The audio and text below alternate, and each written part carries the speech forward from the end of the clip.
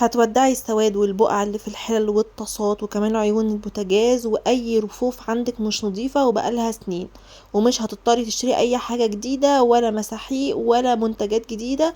بالوصفة دي موجودة في اي بيت. ما تنسوش اللايك والفولو، صلوا على النبي. يلا بينا نبدأ في وصفة النهاردة، وقولولي بتتابعوني من انه بلد. طبق كبير وهننزل بالمكونات، واول مكون معانا وهو بيكربونات الصوديوم. هنضيف عليها كمان اي نوع من معجون او غسول الاطباق والمواعين، وكوباية من المية المغلية تكون سخنة جدا، ممكن تضيفي عليها شوية مية عادية عشان تقدري تحطي ايدك فيها، ومعلقة من الخل الابيض، وممكن عصرة ليمونة كمان باي ليفة عندك. وبتبدأي ان انتي تحطيها في المسحوق اللي احنا عملناه ده، وبتاخدي الحلل والطاسات اللي عندك وتنقعيها فيها، وتبدأي بعد ساعة من النقع تفركي كويس قوي في اي سواد، هتلاقيه طلع معاكي بكل سهولة. جربي الوصفة دي وهتندهشي من النتيجة.